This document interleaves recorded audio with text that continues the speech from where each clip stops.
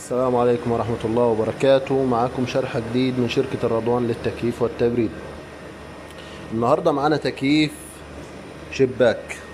تكييف الشباك ده فيه نقص في شحنة الغاز. يعني انتوا لو شايفين التلج المتراكم ده بيبقى نقص في شحنة الغاز. فشايفين الجزء ده كده فيه تلج، فده نقص في شحنة الغاز.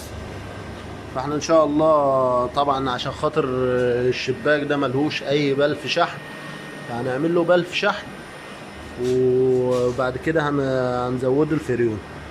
تابعونا. دلوقتي احنا هنعمل بلف شحن عشان خاطر نشحن منه الدايرة. طبعا بعد ما لحمنا البلف الشحن، دلوقتي هنعلقه على ماكينة الفاكيوم عشان خاطر لو في رواسب او رايش او هوا في الدايرة كده تسحبه. فنديله مثلا ربع ساعة كده على ماكينة الفاكيوم عشان خاطر ينظف الدايرة كاملة.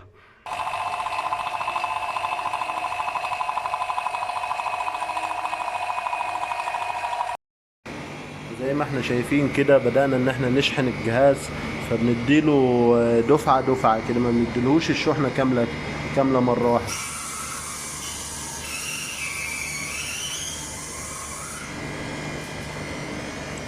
هنلاقي هنا ان الكابيلر بدأ يكون تلج وتلج كتير كمان.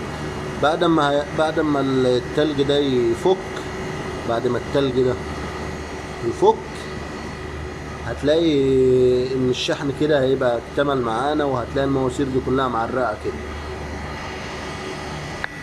طبعا هنتابعه بنس الامبير لحد ما يوصل العدد المطلوب عليه. زي ما احنا شايفين كده التلج بدأ ان هو يفك من على الكابيلر.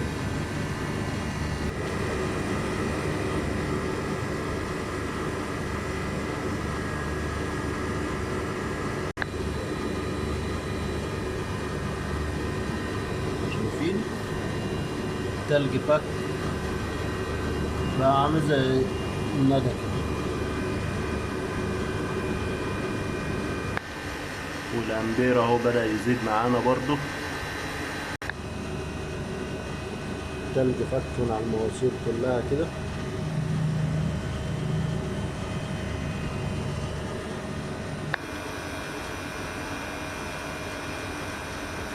زي ما احنا شايفين كده حتى ماسورة الري اهي مدت. واتمنى يكون الفيديو عجبكم، ولو عجبك الفيديو ما تنساش تدعمنا وتشترك في القناة عشان خاطر تساعدنا ان احنا ننزل فيديوهات تاني اكتر واكتر. السلام عليكم ورحمة الله وبركاته.